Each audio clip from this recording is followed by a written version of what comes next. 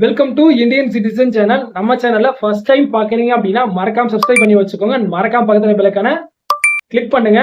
And video பிடிச்சிருந்தா like, share and comment. தமிழக வெற்றி கழகம் ஆக்டர் விஜயோட கட்சி. ஸோ என்னன்னா ஒரு வழியா கட்சி கொடி எல்லாமே அனௌன்ஸ் பண்ணியாச்சு. ஸோ அதே மாதிரி கம்மிங் இந்த மந்த் 27 மாநாடும் அறிவிச்சாச்சு. ஸோ அதற்கான ஏற்பாடுகள் வந்து ரொம்ப தடபடலாக நடந்துட்டு இருக்கு. ரொம்ப சூப்பராகவே நடந்துட்டு இருக்குன்னு சொல்லலாம். அதை பற்றி தான் வந்து இருக்கிற எல்லா நியூஸ் சேனலும் சரி, எல்லா பொலிட்டீஷியனும் பேசுகிற விஷயம் அதான். அண்ட் இன்னொரு விஷயம்னா, நேற்று வந்து மாநாட்டின் முதல் கட்டமாக பந்தல்கால் வச்சுருக்காங்க. ஸோ அதுக்கு வந்து அது ஒரு விஷயமா வந்து சர்ச்சைக்கு வருகிறது. என்னடா சர்ச்சை அப்படின்னா, அந்த ஒரு ஃபஸ்ட்டு மாநாடு, அதாவது கட்சி ஆரம்பித்து முதலாக கட்சி ஆரம்பித்து அவருடைய ஃபஸ்ட்டு மாநாட்டுக்கு பந்தக்கால் நடுறாங்க.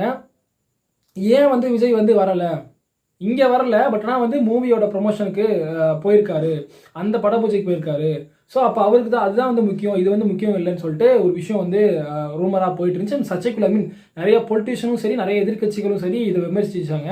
அதில் குறிப்பிட்டு சொல்ல போனால் பிஜேபியோட தமிழரசி சவுந்தரராஜன் என்ன சொன்னாங்கன்னா, இந்த மாதிரி வந்து பந்தக்கால் நடுறதுக்கு ஏன் வந்து வரல, ஏன்னா அதான் சொல்கிறது, கட்சி ஆரம்பித்து எனக்கு சினிமா வேணாம், நான் வந்து உள்ளதான் என்ட்ரி ஆக போகிறேன் அப்படின்னு சொல்லிட்டு ஒரு விஷயம் பண்ணுறாரு. ஸோ அப்படி பண்ணுறவர் ஏன் வந்து இந்த மாதிரி விஷயத்துக்கு வரணும்ல, ஏன் வரல அப்படின்ற மாதிரி சொல்கிறாரு.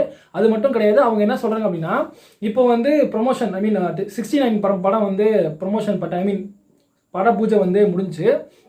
அவங்க என்ன சொல்கிறாங்க அப்படின்னா, இப்போ 69 படம் வந்து பண்ணிட்டாரு, திரும்பி 70வது படம் பண்ண மாட்டாருன்னு எப்படி தெரியும்?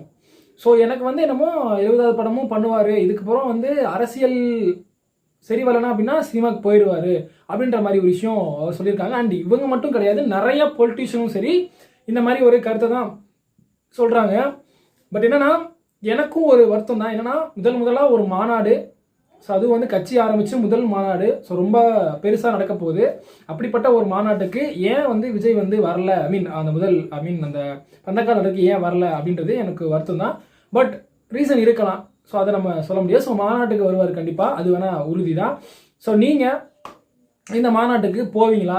அண்ட் என்னால் கண்டிப்பாக போக முடியாது, ஏன்னா அவ்வளோ தூரம் டிஸ்டன்ஸ், அதுவும் இல்லாமல் குறிப்பிட்ட சில பேரால் தான் போக முடியும் அப்படின்ற விதிமுறைகளும் இருக்கலாம்.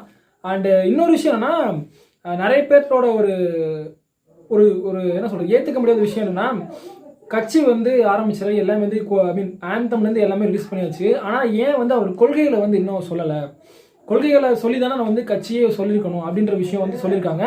பட் கண்டிப்பாக அவரோட கொள்கைகள் என்ன, எப்படி வர போகிறாரு, என்ன மாதிரி ஃபாலோ பண்ண போகிறாரு அப்படின்ற விஷயத்த கண்டிப்பாக வந்து மாநாட்டில் வந்து சொல்லுவார். ஸோ கண்டிப்பாக எதிர்பார்க்கலாம். அண்ட் நிறைய பேர் என்ன சொல்கிறாங்க அப்படின்னா, நம்ம என்ன சொல்கிறாங்க, கொஞ்சம் எக்ஸ்பீரியன்ஸாக இருப்பாங்கல்ல பொலிட்டிஷியன்ஸ், அவங்க என்ன சொல்கிறாங்க அப்படின்னா, கண்டிப்பாக 2026 அரசியல் வந்து ரொம்ப பரபரப்பாக இருக்கும். அண்ட் விஜய் கிட்ட ஒரு பெரிய ஒரு அந்த 1.5 இயர் இருக்குது. ஸோ அது எப்படி யூட்டிலைஸ் பண்ண போகிறாரு, யூஸ் பண்ண போகிறாரு அப்படின்னு சொல்கிறாங்க. கண்டிப்பாக எனக்கும் நிறைய சப்போர்ட் வரும் அப்படின்னு நான் ஃபீல் பண்ணுறேன். அண்ட் நீங்கள் தமிழக வெற்றி கழகத்தை உங்களுக்கு பிடிக்கும் அப்படின்னா கமெண்ட்ஸை சொல்லலாம். அண்ட் உங்களோட ஒப்பீனியன் எதாக இருந்தாலும் நீங்கள் ஷேர் பண்ணலாம். And thank you so much.